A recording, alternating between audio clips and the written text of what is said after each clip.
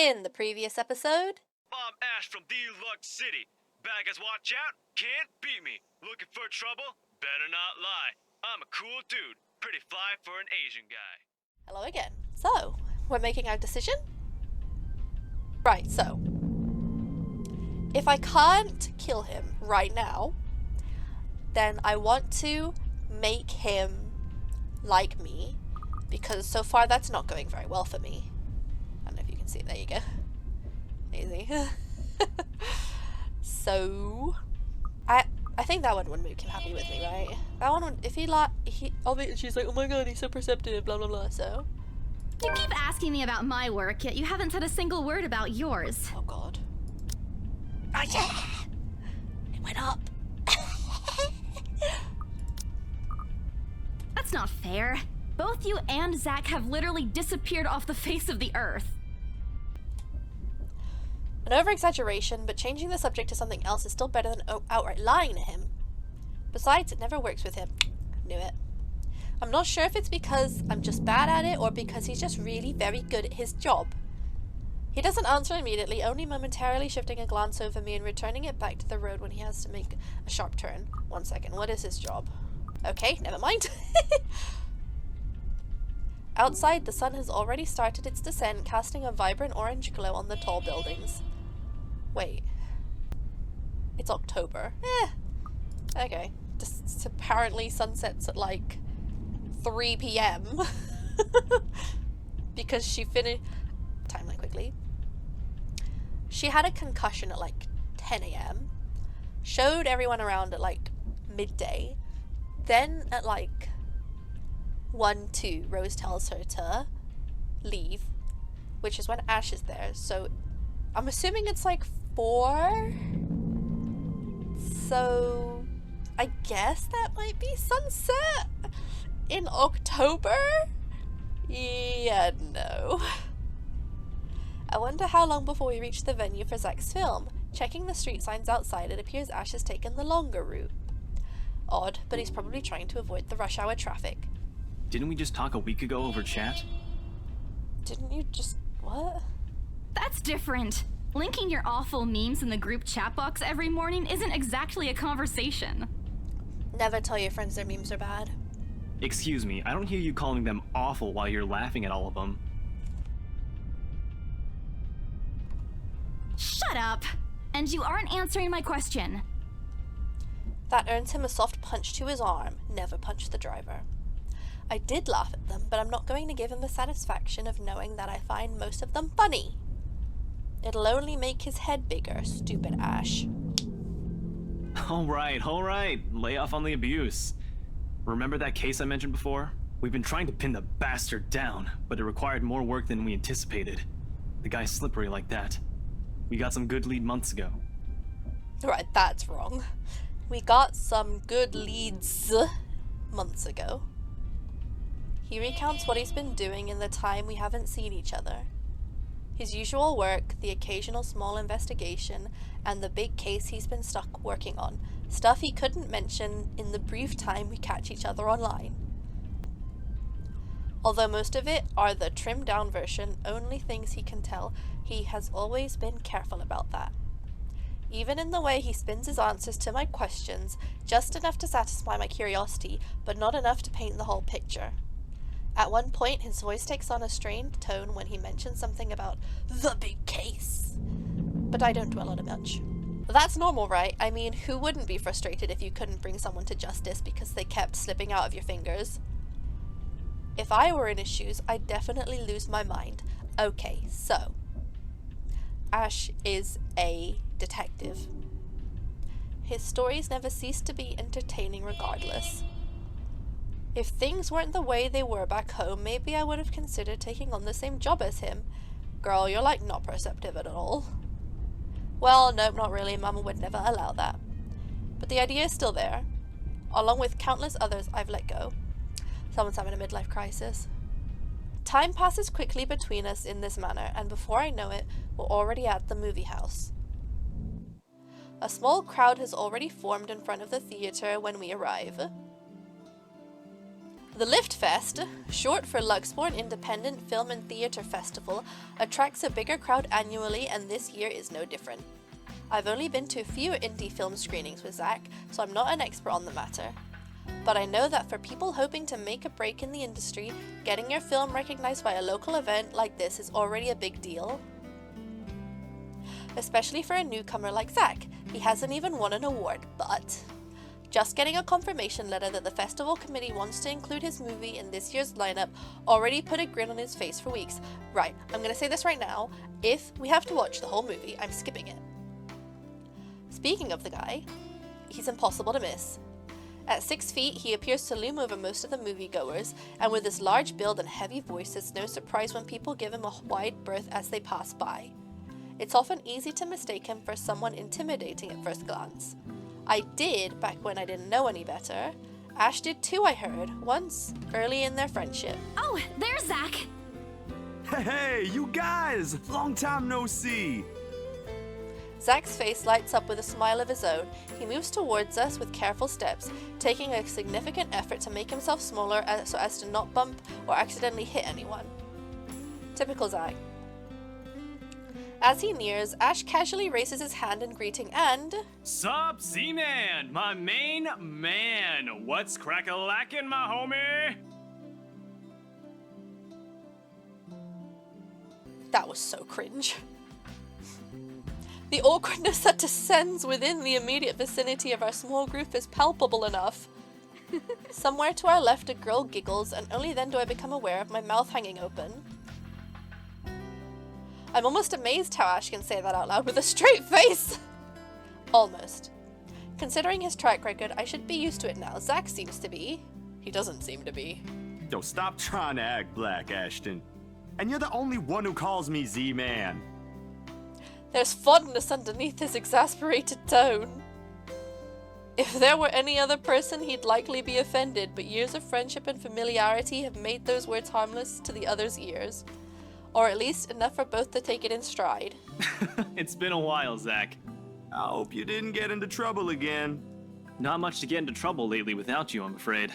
I'll let you know if something comes up, though. Nah, I ended up with chicken down stuck on me last time I agreed. I'd really love at least this year to pass without some sort of accident happening again. What? Hey, I take offense to that. It wasn't that bad.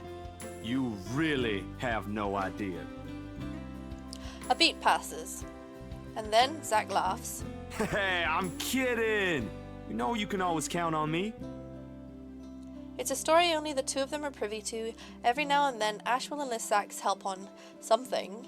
Becca and I never really found out what the real deal is with these two adventurers, as Ash calls it, and both aren't willing to tell due to some unspoken agreement. Friends with benefits.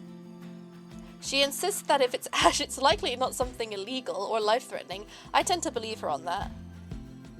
Sometimes. Ah well, boys will be boys, I guess. I give Zach a small wave from behind Ash when his attention eventually turns to me. Bella! Huh? Rebecca's not with you. Is she still sick? A bit. But she's up and went to work this morning. You know she doesn't listen to anyone that's not Ash. Yes, she does. No, she doesn't. You're literally the only person she'll listen to when she's feeling stubborn. And it's true, they've known each other far longer than any of us in the group. Childhood friends and all. But don't worry, Zach. She's probably on her way here now. She promised she wouldn't miss your movie. Isabella! Oh, thank goodness! Speak of the devil. Without warning, a hand grabs me by the shoulder and turns me around. What's up with the shoulder? Becca, you're just in time. I have to lean back a little with the way her face is almost invading my personal space, but she places her hand on either side of my head to keep me still. She stares at me intently, concern filling her eyes. Becca, you're squishing my face. How are you? Are you all right? Why wouldn't I be? Rose called me earlier. Are they friends? Those 4 words tell me all I need to know. Okay, I'm sorry. Like, if my manager called my best friend, I'd be like, what? You know what I mean? Since I don't have my family living close by and the only other relative I have here works on the far side of the country, I gave my company Becca's contact number in case of emergency. I should have known Rose would call her. Why don't you call the bloody ambulance? I push Becca's hands away from my face, although she lets go, her eyebrows remain drawn together. Oh, no, everything's good. Rose covered for me at work today. That's not what I'm talking about. How's your head? Have a nice fall. Beside me, Ash sniggers. I bite back the urge to elbow him in place, of trying to avoid Becca's hand as she tries to reach out for the said area. I do my best to dodge her all at once, moving to hide behind Zach. Sorry for using you as a human shield, Zach. Oh, it's nothing. I just slipped off a few steps on my way down. I blacked out for a few seconds and had a minor bump, but it's just that. Concussion. You blacked out? It's not something to brush off. Come on, at least let me check it. It's extremely minor. You wouldn't even know it's there. Isabella, this isn't a laughing matter. She did look pale when I saw her. Wow. Thanks a lot, Ashton, you traitor. I'll get you back for this. Just you wait. What? I'm just saying it as it is. If you mentioned this earlier, we wouldn't be having this conversation right now. I'm sorry. Saw her? Yeah, they arrived together. Bella looked fine to me then. I don't know. Something crosses Becca's face, but that's gone before I can figure out what it is. It's a love triangle, Isabella. Oh, that's good. At least she didn't have to travel alone, right? At least. Good. That voice actor. See? I'm okay. I wouldn't be here if I wasn't. And I don't want to miss Zach's film. We can always watch it some other time. Sorry, Zachary. No, it's good. But you guys should really keep it down. We're starting to attract some attention. It's the premiere. The premiere's different. Right, Zach? I shoot him a pleading look. Zach's a sensible guy. He'll understand. Please understand. Not really. But Rebecca has a point. In the end, I think it's your call. Oh, for heaven's sake! Please, Becca. I really don't want to miss it. You're not missing it. We're just moving it on a different day so we can have a... Look, you guys. Ash's loud sigh unexpectedly cuts through the conversation.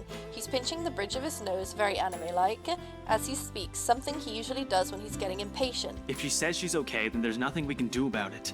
It's not like we can stop her either. Besides, she's still acting like the same old Isabella to me, if she can still run around like that. Why are you taking her side? I'm not. But if she wants to watch Zach's movie with us, I'm not going to stop her. She's probably the one looking forward to it the most. Ash, that's... You, of all people, should know... Tell you what, if I notice something amiss with her, I'll take her to the nearest hospital myself. Is that good enough for you? I already know the answer before Becca voices it out. When, at last, she releases a deep breath and nods, albeit with great reluctance, I immediately tackle her into a hug. Thanks, Becca. It's always been you with him, isn't it? Did you say something? Me? Nothing. Don't mind me. Okay. If you say so. Love triangle. Okay, guys, showtime's close, so I think I'm gonna get us some snacks. My treat. And then let's head inside. Anyone here has a smaller bill? I think I do. Hold on. I pull myself off from Becca to get my wallet from my bag. What's and this? It's already in Ash's hands before I can even react. Okay, who just yanked stuff from someone's bag? Like, what the fuck? Behind him, Becca and Zach are both giving the piece of paper an intrigued look. No! Give it back! It's just a paper. I don't care! Give it! Looks ancient, too. Why do you keep this around? I try to reach for it, but he holds the paper way above his head. I've never been particularly sensitive about my own height, but right now, I really wish I had the advantage over him. Don't open it! What's the big deal? It's not like it's a love letter. I don't see any reason to... Hold on a second. This is, isn't it? Even if it is, it's not for you. Okay. Now I'm curious. I'm telling you, it's nothing like that. It's... The rest of my words are lost when he unfolds the paper. Achievement unlocked. Too early for Halloween. I can't breathe. My heart feels stuck in my throat, pounding, threatening to burst open. Vaguely, I note how my hands are trembling at my sides. Clasping them together doesn't do any good. They are still shaking, but I hang on to them regardless. The awful, sick weight that has taken its core in my stomach back in the open house returns full force. How do I fix this? How do I fix this? I mean, you did fix it by showing 5 people. How do I fix this? Someone, please. Today is turning out to be a horrible nightmare. Send this to 5 people or else. Well, that's interesting. Guys, I think we should listen to Bella first. Aren't you a few days early for Halloween? Ash waves the paper in front of me, giving me a fleeting glimpse of its contents. I don't need to see, I don't want to see. The letters, the words, name of the game. Every stroke written in blood is already embedded in my mind. Maybe I should have just thrown it away when I had the chance. That way. That way. It's not a prank. It makes all of them stop. Even I am surprised with how steady my voice is. What did you say? This isn't a prank! I saw something! The eyes moved. That's creepy. Hold on. Are we still talking about this paper? Or is it about the urban legend again? Both. Both. I know it sounds ridiculous. You're saying this is a primitive version of a chain letter, and now that we've seen it, we're now cursed. You've got to be kidding me. Is it primitive if it is a letter and it is a chain letter? What is a primitive version of a chain letter? A chain rock? See? This is why I didn't want to tell you guys. Isabella, aren't you taking this a bit too far? It's not a joke. Will you guys listen to me first? I saw something in the house earlier. It stood right in front of me. If I hadn't gotten away, that thing might have... Right. And in broad daylight, Isabella. Even someone gullible would find the logic in that screwed up. There's also no way in hell that this supernatural shit is true. But it's real! What do you think I saw? Hallucination? Sorry, A I just saw delusion? her eyes. Didn't you say you fell down some stairs? So maybe Rebecca's right. It happened after, when I was trying to get away. I almost got stuck in the same room with that thing. We're all in danger. I thought you were my friends. Why don't you believe me? Okay, another thing. I thought you're my friends. She said were, which this is you are. We are, and you know that. But this thing and that thing has got nothing to do with the other. When Rose called earlier, I thought she's just exaggerating. But based on what I'm seeing right now, maybe it's better if we really postpone this for now. Don't bother. Without another word, I snatched the letter out of Ash's hand and stuffed it back in my bag with more force than necessary. I'm tired. Why didn't she rip it up? I got cursed, saw a ghost, probably lost a sale, got kicked out of the open house I'm supposed to be hosting, my own friends won't believe me, and all of them think I'm crazy. To top it all off, there's a dull ache at the back of my head begging for a little attention I can't afford to give right now. Honestly, there's only so much a person can take within a single day. I just want to go home, curl up in my bed, and never think about today. But before I can take a single step away from the group... Guys! Zach rarely ever raises his voice even when there's a point he wants to drive home, and hearing him take on that tone completely throws me off. Even Ash and Becca. Whatever harsh words yet to come out from the argument immediately die on our tongues. Why don't we all calm down first? I'm sure Isabella has her reasons too. No need to be hard on her. And hey, ain't this supposed to be a happy get-together? We haven't seen each other for months. I'd really love to know what y'all have been up to. I only ever get to talk to Bella over chat. Please. He has a point. Ash, for all his attempts to look cool and distant, has also been looking forward to this. He even took the time to call this morning for a reminder. He never does that. Becca too. I'm pretty sure that's another reason why she got out of bed today. Yet, despite Zach's attempts to lighten things up, or Ash's and Becca's acquiescing gestures, the tightness in my chest remains. I should have just kept it to myself, or at least went with the idea that is a prank. If I did, things might not have turned out the way they had. No sour mood, no bad vibes. Careless, so careless. Maybe leaving is a better decision for all of us. Nope. Any other day, I'd excuse myself and go straight home. Yeah. No. So, Zach's went up, Rebecca's went down, Ash's went up. Any other day, I'd excuse myself and go straight home. But this is something special to Zach, something he worked so hard to bring to life. I should know better. I might be having a bad day, but being with a few people I care about far outweighs the idea of spending the rest of the day throwing a tantrum alone in my room. And what if the thing in the attic follows me home? I don't want to be left without my thoughts either. I can still see it whenever I close my eyes. That's terrifying. And maybe if I stay, let our heads cool down first before telling them what happened, they'll listen to me. There's nothing you can solve with a calm head. One step at a time, Isabella. That's what Mama used to tell me. Besides, I don't have the heart to ditch Zach. A smile is back on my face when I look back at them. If we keep arguing here, we're going to miss the first few minutes. All right, that's the Isabella I know. Oh, good. I thought for sure you were going to cry. This time I really do send an elbow straight into his stomach. Okay, sheesh. Stupid Ash, being vertically challenged has its perks too. What was that for? Stop calling me a crybaby! I'm not one! Aw, don't cry. Stop it! Okay, scaredy cat then. That too! If you repeat that, I swear I'll... Let's just go. Without another word, Becca goes inside. She doesn't even stop to wait for us when I call after her. Ash and I exchange looks at that, the same question lightly swimming inside our minds. Did something happen at school after I left? Is she having a bad day too? I'll try asking her about it later, I guess. So, you guys go catch up with her. I'll go get us the food, I promise. But you'll miss it! Didn't you say watching a movie without food ain't fun? And it ain't like I haven't seen it. I made it, remember? I'll be in there soon. One friendly tap on my shoulder, and then he's gone. A few moviegoers are still milling about. Some are still waiting in line for tickets, but otherwise most of the crowd are already inside. There's nothing much for us to do here now.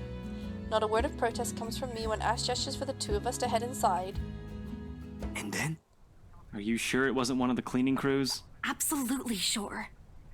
Somehow, halfway through the movie, the conversation steered towards what happened in the mansion. To be fair, Zach was the one who brought it up. In his own movie's premiere. Now, the film's just serving as background noise while we're speaking in hushed tones, careful not to disturb anyone inside the small hall. Right, it's a small hall, everybody knows you're talking. Well, except for Ash. I just hope we don't end up arguing about it again. We'd all get kicked out for sure. Though, with how loud Ash's voice is, we'll probably get thrown out way before any arguments happen. Only Becca still remains engrossed in the movie, completely ignoring us. She's been quiet the whole evening, speaking only when referred to. If I didn't know any better, I'd think we did something that offended her. I mean, she actively wanted you to go home when you were ill. Did we? And then I ran. You heard what happened after. I still think it's something else. It was standing right in front of me, Ash. He's one of the smartest people I know, but geez, he should learn to listen. Plus, didn't he say he doesn't believe in these things? Why is he in this conversation again? I heard what you said, but it's a small room. There are a lot of things someone else could have done there without your knowledge. If I could see it up close, maybe I can... I am not going back there. Ain't that a problem if you're hosting an open house? Rose does the first floor tour. I ain't sure ghosts can be restricted to one room, Bella. There are no ghosts, Zach. Stop putting useless ideas in her head. Yeah, but I was thinking, maybe all the house needs is a blessing. Wasn't it left uninhabited for years? Smart. Oh, the house did change hands over the years from one distant relative of the Ermengardes to another. None of them bothered to live in it, though, and it remained that way up until its current owners decided to sell it. Why didn't I think of that? I didn't peg you as the religious type, Zach. Nothing like that, Ash. Who knows, though? It might bring something positive to the place. That's not a bad idea. I just don't know where I could find someone. You're not seriously considering his suggestion, are you? Do you have a better idea? I know where. I could contact him for you if you want. You'd do that? Or we can find you a psychologist instead. But there are very few times in my life when I wish my glowers can kill. This is one of those. Ash, that is not a very appropriate thing to say right now. No, wait, that's not what I meant. Ethnographer. I meant ethnographer. This guy's a psychologist too, of course, if you... Ashton, if you don't stop... Rebecca knows the guy I'm talking about too. She can vouch for him. Becca tears her eyes away from the screen at the mention of her name. Huh? What? Oh, are you talking about Professor Andrew? He used to work with my parents at the university. And can you guys keep it down? Sorry, the scaredy cat here mentioned curses. Not that I'm saying this is one, but talking to him is a better solution for me than getting a random priest to bless an old house. He'll even help you figure things out. teach you a couple things, and probably put your fears to rest since this looks to be bothering you a lot. Ash might be right too. However, what Zach suggested is something I'm more familiar with. Granted, they don't believe me, they're only giving me these suggestions to put my mind at ease, but it's better than being ignored or being laughed at. I can take comfort in knowing they are willing to hear me out. So, what do you think? It's your call. We'll go with whatever you want. I don't know. Who should I meet? Well, I think we will decide in the next episode. I already know what I'm going to do, and I think I'll do one more session of this. Again, tell me if you like the character in the bottom right or not. I'll get rid of her if you don't like her. Otherwise, everybody, thank you so much for joining me. I will see you all on the next episode to see what happens in The Letter, name of the game. Everybody have a wonderful evening. See you later. Kisses. Bye.